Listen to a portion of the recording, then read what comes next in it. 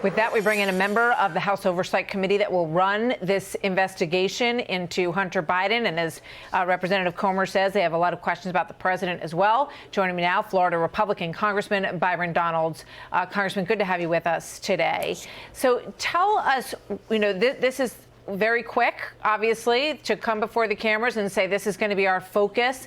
How big a priority is this, and how strong do you believe the evidence is in order to put the time and energy into this effort? Oh, well, two things. Number one, we think the time is definitely appropriate.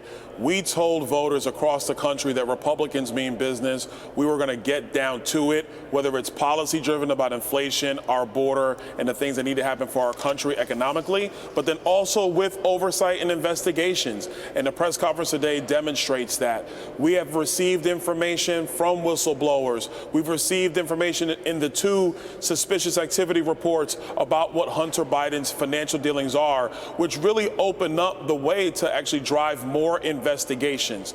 Unlike the Democrats, we don't have a goal in mind and then we're just going to prosecute and find different ways to get there.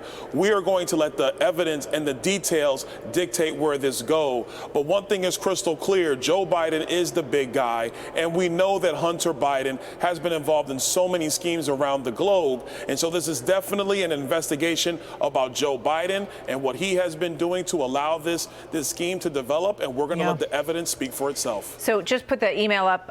10 for the big guy. This was an email that was sent in 17 when the now president was vice president of the United States. Toward the end of that term, James Gilliar and people involved in the email say that President Biden was the person who was going to get that money in these deals that were done with a Chinese technology firm.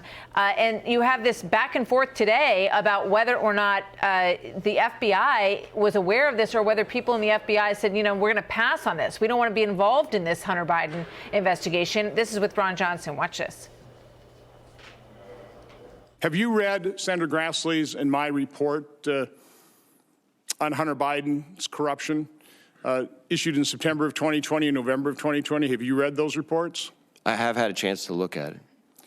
Do you see any sign of Russian disinformation in those reports?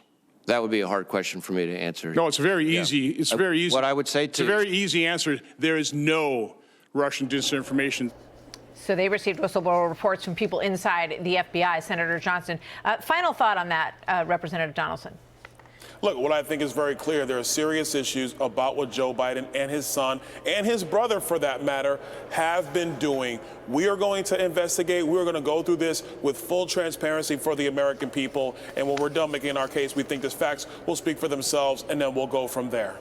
Representative Byron Donalds of Florida, congratulations on your re-election. And it's great to have you with us on this story today. Hope you'll come back soon, sir. Of course, anytime. Hey, Sean Hannity here. Hey, click here to subscribe to Fox News YouTube page and catch our hottest interviews and most compelling analysis. You will not get it anywhere else.